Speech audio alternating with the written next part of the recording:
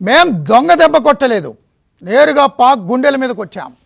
మీరు పెహల్గాంలో మా ఆడపడుచుల సింధూరం తుడి చేశారు, దానికి ఇదే మా సమాధానం.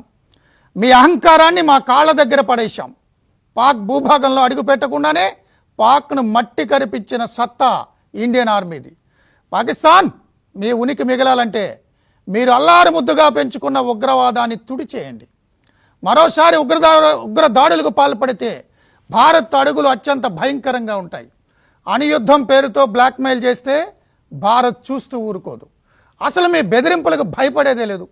మా భారతదేశంలో తయారైన అస్త్రాలు చాలు పాకిస్తాన్ను నేలమట్టం చేయడానికి. పాక్లో ఒక్క యుద్ధ విమానం ఎగిరే పరిస్థితి లేదు. మన మిస్సైళ్ల గగన విన్యాసానికి పాక్ రాడార్ సిస్టమ్ తుడిచిపెట్టుకుపోయింది.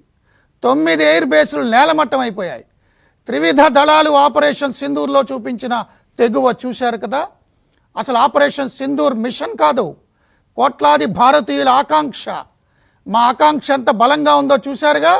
ఇప్పుడు ఇచ్చింది చిన్న విరామం మాత్రమే, పాజ్. మరోసారి తోక జాడిస్తే మొహం పగిలే సమాధానం ఇస్తాం. శాంతి ఉగ్రవాదం కలిసి నడవలేవు, నీరు రక్తం కలిసి ప్రవహించలేవు.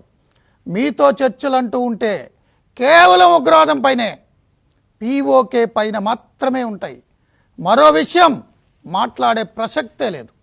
3 రోజులకే మీరు కాళ్ళ బేరానికి వచ్చేశారు. అదే మేము పూర్తి స్థాయిలో దిగితే మీ పరిస్థితి ఏంటి? మరోసారి చెప్తున్నాం, ప్రపంచ పటంలో మీ ఉనికి మిగలాలంటే ఉగ్రవాదం అంతం అవ్వాల్సిందే. మీరే అంతం చేస్తారో మెయిన్ రంగంలోకి దిగే అవకాశం ఇస్తారో మీరే తేల్చుకోండి. ప్రధాని నరేంద్ర మోదీ ఈరోజు జాతిని ఉద్దేశించి కీలక ప్రసంగం చేశారు. ఆ మాటలు కేవలం మాటలు కాదు, దేశ సమైక్యతకు గర్జనగా మారాయి.